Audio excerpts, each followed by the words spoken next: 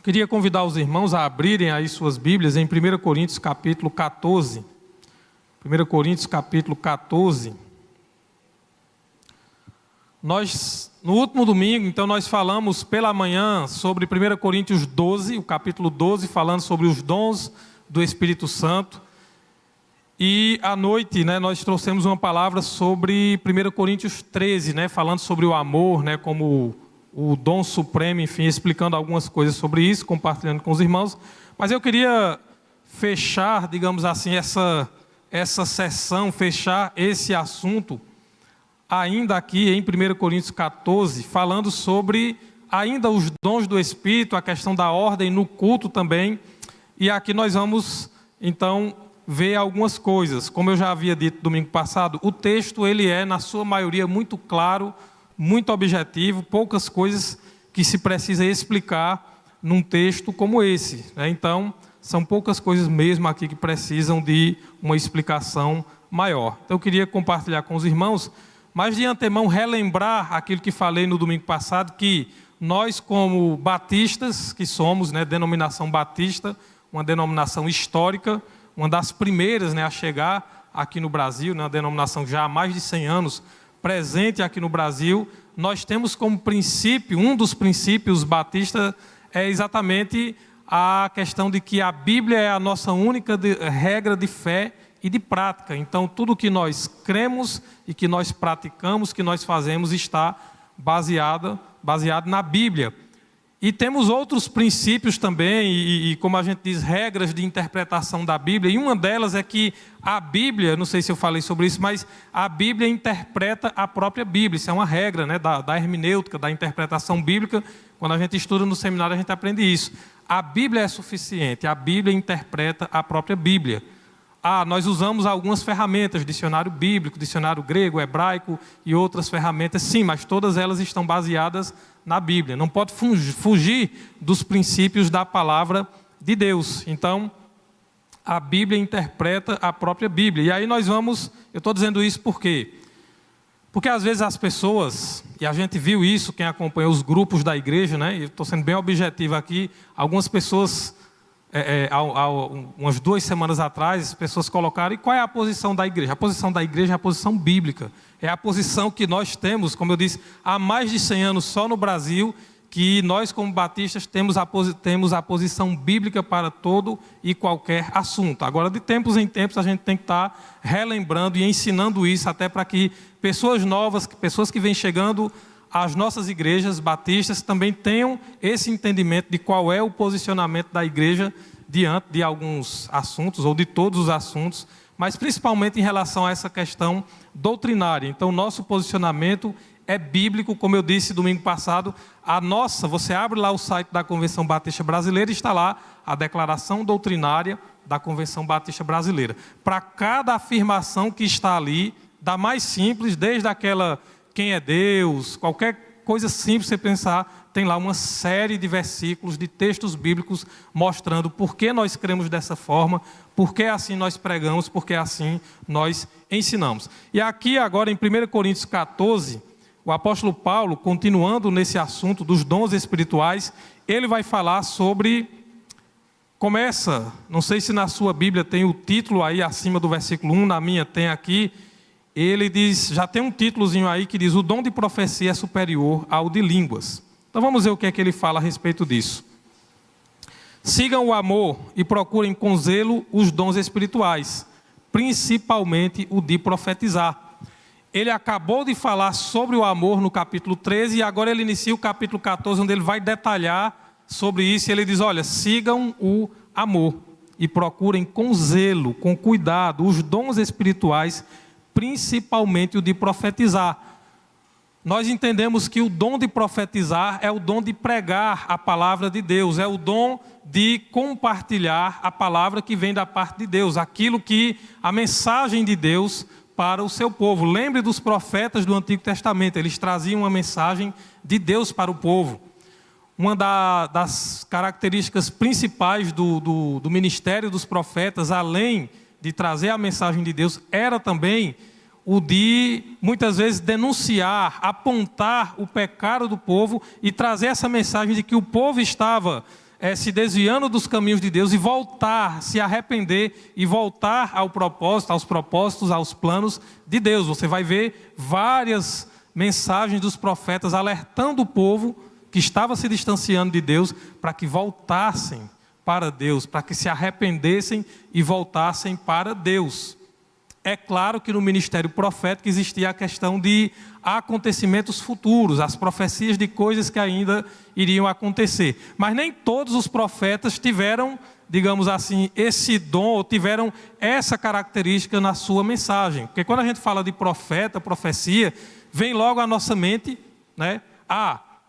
Profecias de coisas que vão acontecer, revelações, né? Coisas sobrenaturais, a pessoa prevê o futuro. Nem todos os profetas tinham essa característica no seu ministério. Boa parte, o que estava presente na maior parte da mensagem do ministério dos profetas, de fato era a mensagem de Deus, chamando o povo, convocando o povo ao arrependimento e a voltar a fazer a vontade de Deus, a se voltar então para Deus. Mas vamos lá. Aí, então, o dom de profetizar é o dom de pregar a palavra de Deus, de compartilhar a mensagem de Deus para o seu povo. Versículo 2. Pois quem fala em línguas não fala para as pessoas, mas fala para Deus. Ninguém o entende, pois por meio do Espírito fala mistérios. E aqui há uma questão. O apóstolo Paulo está falando aqui, vamos lá, o dom de línguas, ele aconteceu, ele se manifestou a primeira vez lá no livro de Atos capítulo 2, no Pentecostes. Os discípulos, os apóstolos, os discípulos que estavam ali começaram a pregar, e diz lá o texto que eles falaram das grandezas de Deus, começaram a pregar o evangelho. Lá tem a mensagem que Pedro então pregou ali em Atos capítulo 2, onde se converteram ali em torno de 3.000 pessoas, e ali o que acontece ali é que tinham pessoas de várias nacionalidades, que falavam vários idiomas, e a gente está falando aqui de idiomas humanos, né? Línguas estranhas ou estrangeiras, e ali o texto diz que todos estavam pregando na sua própria língua, até porque a maioria deles eram judeus da Galileia e tal, e aí as pessoas de outras nacionalidades diziam, mas nós estamos ouvindo cada um na nossa própria língua, da nossa nação, da nossa pátria. O milagre ali do dom de línguas estranhas ali, a gente pode dizer que houve uma tradução espiritual ou sobrenatural, onde a pessoa pregava aqui na sua língua normal e a pessoa de outra língua entendia na sua língua materna, como eles dizem, na sua língua, na sua própria língua. Então foi isso que aconteceu em todas as manifestações do dom de línguas registrado em Atos capítulo 2, depois tem lá no capítulo 10, quando Pedro vai à casa de Cornélio, acho que capítulo 19, tem umas 4 ocorrências, 3 a 4 ocorrências registradas no livro de Atos. Mas aqui Paulo está falando de algo diferente, é como se fosse uma língua, uma linguagem espiritual, onde a pessoa tem o dom e assim ela fala com Deus em uma linguagem, digamos assim, espiritual, e aí ele vai falar sobre isso, né? Ele diz que quem fala em línguas não fala para as pessoas, mas para Deus. Ninguém o entende, pois por meio do Espírito fala mistérios. Mas o que profetiza fala para as pessoas, edificando, exortando e ensinando. Então veja que ele fala que o dom de profecia, por isso que a gente entende que é a questão de pregar a palavra, porque ele diz que o que profetiza edifica, exorta e consola as pessoas. O que fala em línguas a si mesmo edifica, mas o que profetiza edifica a igreja.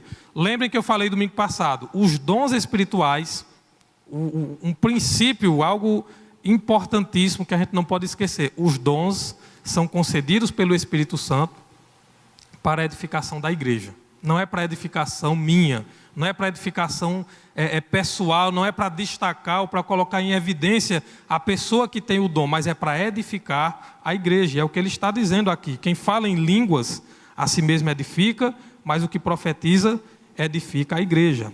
Eu quero que vocês todos falem em línguas, mas muito mais que profetizem, pois quem profetiza é superior ao que fala em línguas, a não ser que as interprete para que a igreja receba edificação. Então ele fala muito claro aqui que aquele que prega a palavra, que ensina, que consola, que exorta, que edifica, por meio da palavra ele está dizendo que é superior ao que fala em línguas. E aí ele diz, a não ser que interprete. E aí, se houver quem interprete, ou se a pessoa tiver esse dom de interpretar o que é falado em línguas, ele coloca no mesmo patamar, digamos assim, na mesma importância daquele que profetiza. Nunca é superior. Se houver quem interprete, vai ser igualado, mas jamais será superior. Porque ainda hoje nós temos essa questão, principalmente no movimento pentecostal, neopentecostal, de que se você fala em línguas, isso é uma prova de que você é uma pessoa muito espiritual. Alguns chegam a acreditar, que nós vimos, eu falei semana passada, de que se você não tem o dom de línguas estranhas, você não tem o Espírito Santo, não foi batizado com o Espírito Santo. E nós vimos que isso não é verdade, não se sustenta pelo que a Bíblia ensina. A gente viu lá em 1 Coríntios capítulo 12, quando fala exatamente que todos nós fomos batizados em um mesmo Espírito. Todos nós, quando cremos em Cristo, quando aceitamos a Cristo, recebemos o Espírito Santo. Ele é a presença de Deus habitando em nossas vidas. Então vamos lá. E agora, irmãos, se eu for até aí falando em línguas, que proveito vocês terão se eu não falar por meio de revelação, de conhecimento, de profecia ou de doutrina? Então, mais uma vez aqui o apóstolo Paulo, veja que ele fala de maneira bem prática, bem objetiva, ele está falando da utilidade dos dons. Versículo 7. É assim com instrumentos inanimados, como a flauta ou a harpa, quando emitem sons. Se não emitirem sons bem distintos, como se poderá reconhecer o que se toca na flauta ou na harpa? Pois também se a trombeta der som incerto, quem se preparará para a batalha? Assim também vocês, se com a língua não disserem palavra compreensível, como se entenderá o que é dito? Porque vocês estarão como quem fala ao vento. Há sem dúvida muitos tipos de vozes no mundo, e nenhuma delas é sem sentido. Mas se eu não entender o significado da voz, serei estrangeiro para aquele que fala e ele será estrangeiro para mim.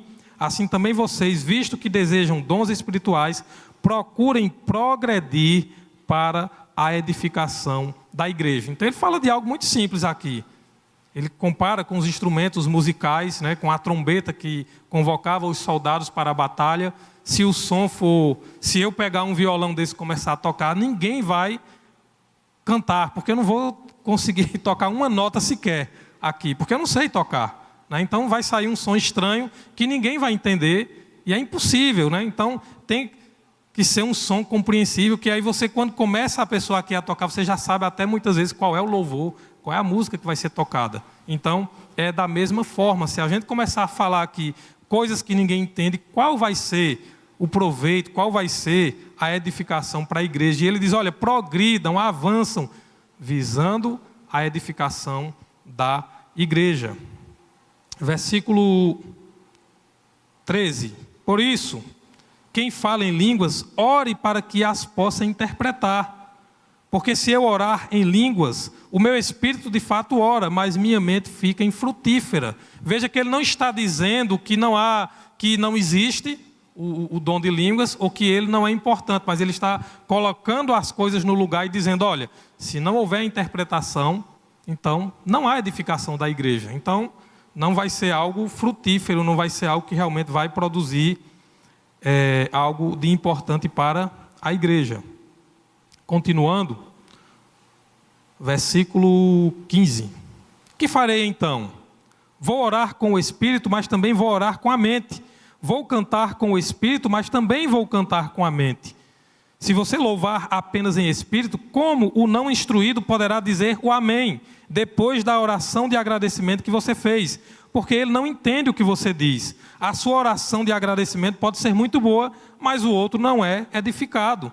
Então veja que é uma questão lógica. Ele está dizendo, você está lá falando um monte de coisa e ninguém entende. Como é que alguém vai dizer o amém de algo que não entendeu? Porque amém é o assim seja, é a concordância. Eu vou concordar com algo que eu não estou entendendo de forma alguma. De forma alguma. Eu vou dizer, como a gente disse, tem gente que diz amém para tudo, concorda com tudo. Não, eu tenho que entender. Eu tenho que entender o que está sendo dito ali para que eu possa concordar. A sua oração, aliás, o versículo 18. Dou graças a Deus porque falo em línguas, mais do que todos vocês. Contudo, na igreja, prefiro falar 5 palavras com o meu entendimento para instruir os outros, do que falar 10.000 palavras em línguas. Vê como é fácil. Eu não vejo nenhuma dificuldade de entender o que está aqui, né? É muito fácil de entender. Versículo 20. Irmãos, não sejam meninos no entendimento. Quanto à maldade ou à malícia, sim, sejam crianças. Mas quanto ao entendimento, sejam pessoas maduras. Esse versículo 20 diz exatamente o que acontece com muitas pessoas. É o que a gente diz, é uma meninice, uma falta de maturidade. Está muito claro o que a Bíblia está dizendo aqui. Então, muitas pessoas, por falta de maturidade, por coisas de menino. Menino gosta de se aparecer, menino gosta de chamar a atenção. Menino, né, tem muitas coisas que a gente poderia falar de coisas de criança, coisas de menino. E lá em 1 Coríntios 13, Paulo falou sobre isso também. Ele disse, olha, quando eu era menino, né, quando eu era criança, agia como menino, pensava como menino e gostava, né, fazia as coisas de menino. Quando passei a ser homem, a ser uma pessoa adulta, madura, ele disse, deixei com as coisas de menino.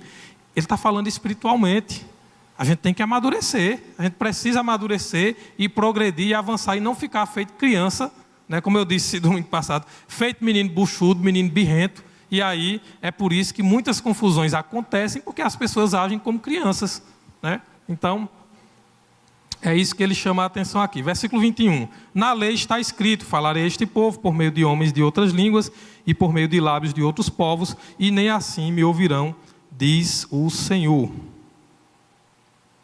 Continuando.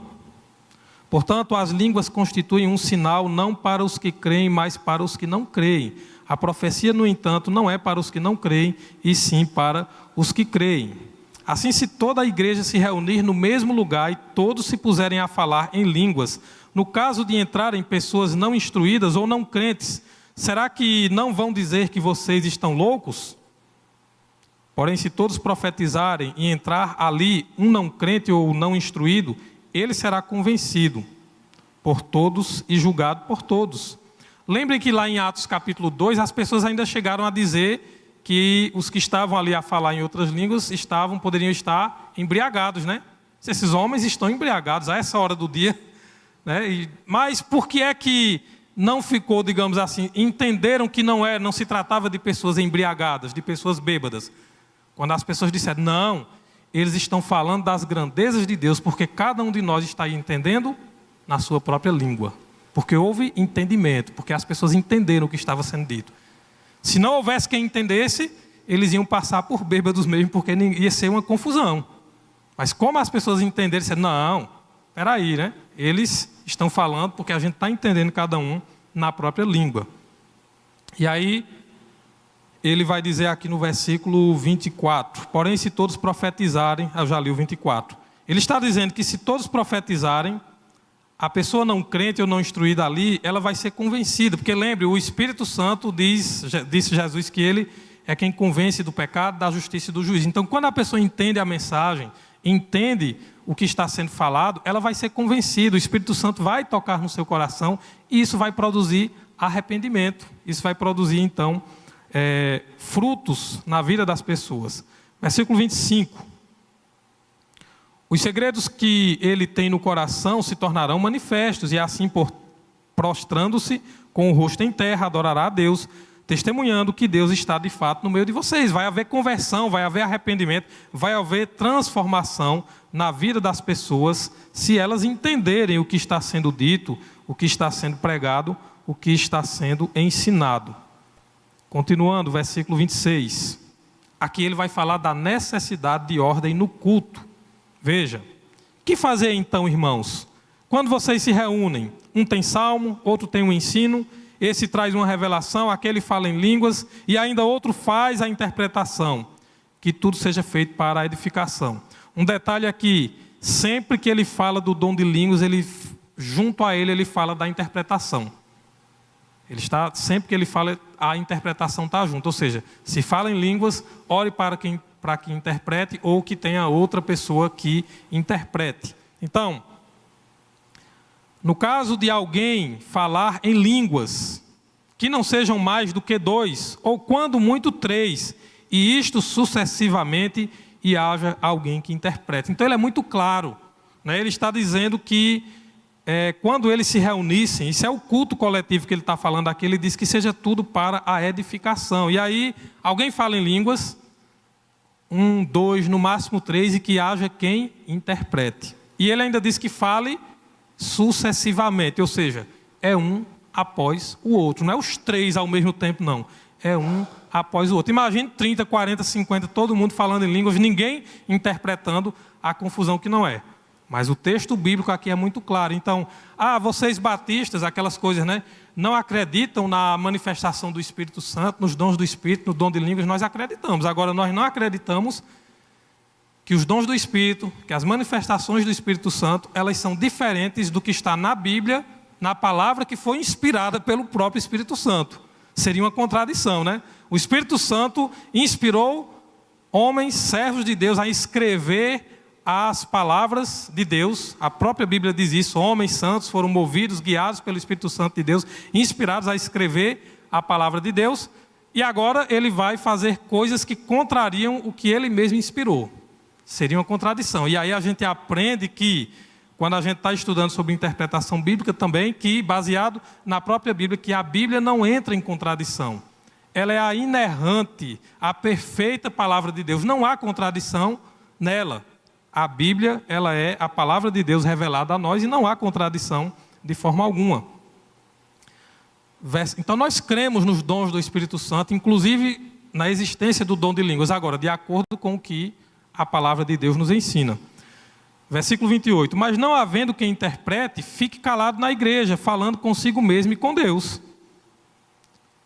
29. Tratando-se de profetas, falem apenas 2 ou 3 e os outros julguem. Se, porém, vier uma revelação a alguém que esteja sentado, cale-se o primeiro, porque todos poderão profetizar, um após o outro, para que todos aprendam e sejam consolados. Versículo 32, os espíritos dos profetas estão sujeitos aos próprios profetas. Veja o que ele fala aqui, porque tem gente que diz, não, mas quando o Espírito Santo vem, não tem como controlar. Claro que tem, está aqui a Bíblia dizendo que os espíritos dos profetas estão sujeitos aos próprios profetas. Um dos dons, um dos frutos o fruto do Espírito Santo, ele fala lá, uma das coisas é o quê? Domínio próprio. Domínio próprio. Então, se alguém tem uma manifestação do Espírito Santo que não pode controlar, é necessário analisar se isso não se trata de uma possessão.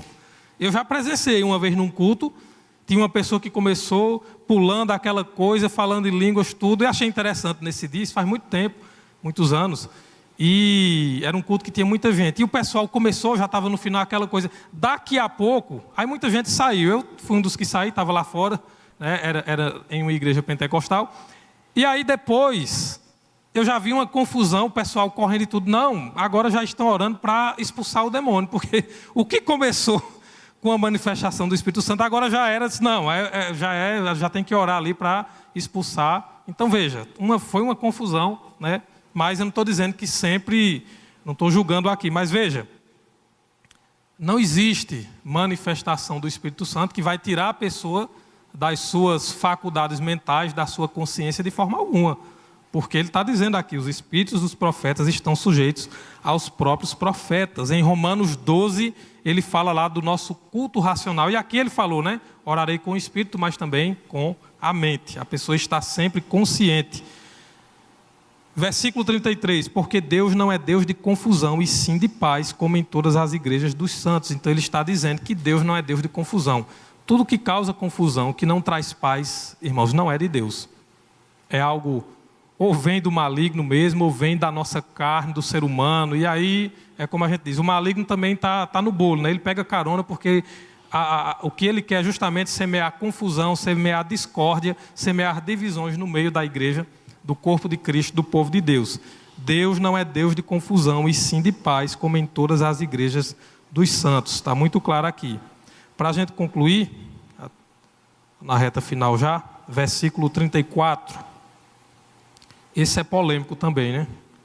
Que as mulheres se conservem caladas nas igrejas, porque não lhes é permitido falar, mas estejam submissas, como também a lei o determina.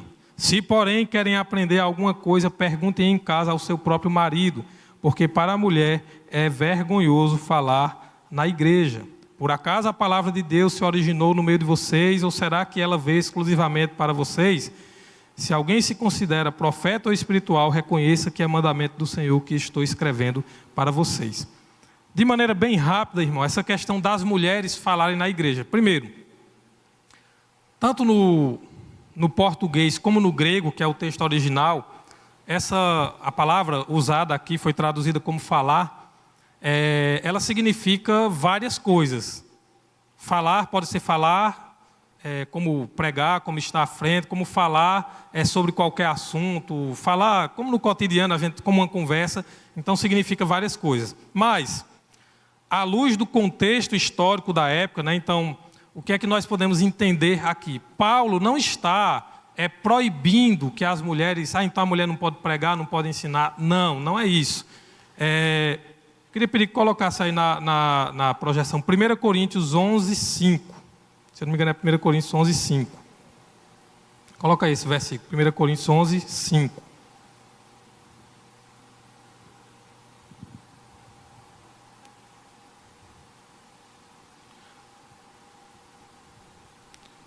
Coríntios 11, 5. Ou abram aí na Bíblia de vocês, né? Oi? Já está ali, é porque eu estava olhando para cá. Então ele está dizendo, né? Toda mulher, porém, que ora ou profetiza com a cabeça, sem o véu, ele está falando da questão do véu. Mas o que eu quero chamar a atenção aí é que ele está dizendo que as mulheres oravam na igreja e profetizavam também. Profetizar é pregar a palavra. No capítulo 11, na mesma carta, ele está falando sobre isso. Então ele não está proibindo que as mulheres tenham uma posição de orar em público ali na igreja, ou de pregar, de profetizar. Ele não está dizendo isso, porque senão seria uma contradição. O sentido aqui, e por exemplo, Miriam, irmã de Moisés, era profetisa lá do Antigo Testamento. No livro de Atos tem, agora eu não vou lembrar a pessoa, mas que disse que tinha uma pessoa na igreja que as filhas eram profetisas também. Só não vou lembrar quem é, mas está lá no livro de Atos, falando sobre isso. Paulo chega, acho que é em Listra, se eu não me engano, um local que ele encontra uma reunião, um grupo de oração formado por mulheres, onde tinha Lídia, né, e outras mulheres ali em uma reunião de oração. Então, na verdade, veja, vamos para o contexto da época. Os homens, geralmente, quem tinha acesso à educação naquela época eram os homens. Quem assiste o The Chosen vê isso, né? Vocês lembram que tem lá a Maria Madalena, ela ensinando as outras a ler e escrever, porque as outras mulheres não sabiam. Quem tinha acesso à educação, porque naquela época não tinha escolas como hoje, né? Então as pessoas que poderiam estar ali aprendendo com os rabinos, com os mestres, professores da época, em sua maioria esmagadora, para não dizer tudo, eram os homens. As mulheres não tinham essa questão de ler, de escrever. As mulheres começaram a ter mais evidência, mais oportunidade a partir do ministério de Jesus. Então, na igreja, existia uma confusão, e nessa igreja de Corinto também, porque as mulheres ficavam o tempo todo perguntando, interrompendo o culto. Então, Paulo está falando disso. Pergunta em casa ao marido. E os maridos tinham a responsabilidade de ensinar as suas mulheres em casa, de ensinar elas, inclusive, a ler, a escrever, dar uma educação que elas não tinham esse acesso. Lembrem que naquele contexto, irmãos, mulher não fazia nem parte das estatísticas. Mulheres e crianças eles não contavam. Os textos bíblicos, podem olhar que quando fala, tinha 3.000 pessoas, eram homens, porque mulheres e crianças eles nem contavam em suas estatísticas. Então, esse é um dos motivos que Paulo está falando, que está colocando em ordem aí para que as mulheres aprendessem em casa, para não ficar o tempo todo interrompendo, perguntando. Então, perguntassem em casa aos seus maridos. Tem a questão também em Corinto, uma questão local, que tinha aquela de que o templo, né, de uma deusa pagã eram sacerdotisas, né, onde existia lá o culto, tal, e eram sacerdotisas, tinha a prostituição cultual, né? Por isso que ele falou do véu, né? Quando a gente vai lá no capítulo 11, que ele vai falar do véu, é porque as mulheres que ministravam nesse culto pagão lá, onde havia orgias, né, prostituição, tudo isso, elas tinham o cabelo curto, elas cortavam o cabelo, alguns vão dizer que era o cabelo totalmente raspado, outros diziam que era o cabelo curto. Quando chega o evangelho, que as pessoas se convertem, então, muitas daquelas mulheres se converteram também ao cristianismo, né, à fé cristã. E aí, por isso que Paulo vai dizer que, para que elas não fossem confundidas, né, e até não dar mau testemunho, aquelas que se converteram, que estavam na igreja, ele vai e diz o quê? que enquanto o cabelo não crescesse, que elas usassem o véu.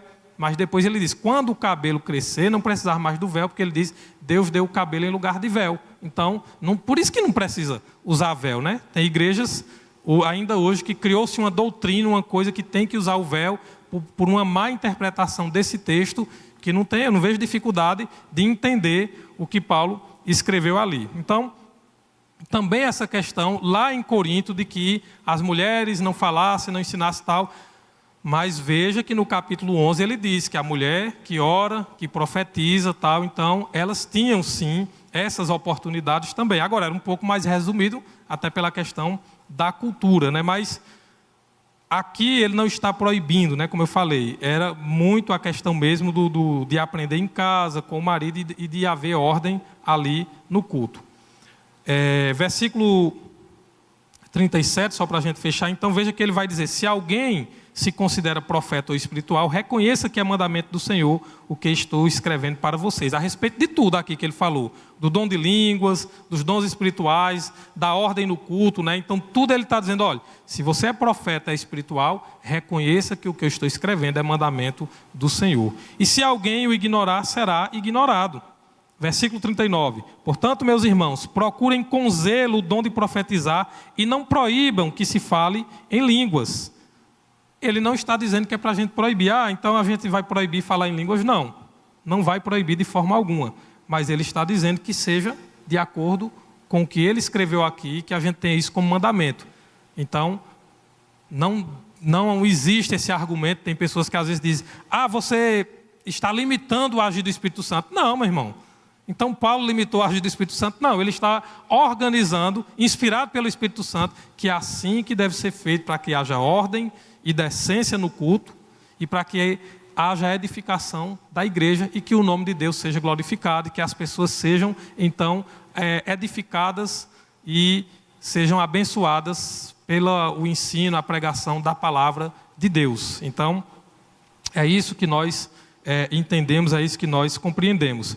E aí ele fala no versículo 39, né? Procurem com zelo o dom de profetizar e não proíbam falar em línguas. Ninguém está proibido, se você tem o dom, até porque quem lhe deu o dom foi Deus, foi o Espírito Santo. Agora, o seu dom tem que estar guiado, porque a Bíblia diz que aqueles que são de Deus são guiados pelo Espírito Santo de Deus. Então tem que ser guiado conforme o Espírito Santo, assim, por meio da palavra de Deus, nos ensina. E o versículo 40, para concluir, tudo, porém, seja feito com decência e ordem. Tudo, porém, seja feito com decência e ordem. Às vezes a gente usa esse versículo quando fala de vestes, né? Principalmente as mulheres. Olha, a Bíblia fala de ordem e decência. Não que não seja, claro que tem que ser. Mas esse versículo ele foi escrito fechando o assunto da necessidade de ordem no culto. Então o culto tem que ser feito com ordem e com decência. O culto não é lugar para confusão, não é lugar para coisa... Não, é com ordem e decência. E como eu sempre digo, Deus é um Deus organizado. Até quando Ele se manifestou e quando Ele fez e faz coisas sobrenaturais, é de forma organizada. A gente entende que é Deus que está fazendo, a gente entende que é algo que é de Deus, porque nos traz paz. Não vai trazer confusão jamais. Como Ele diz aqui, Deus não é Deus de confusão, mas é Deus de paz. Amém? Vamos orar então para a gente.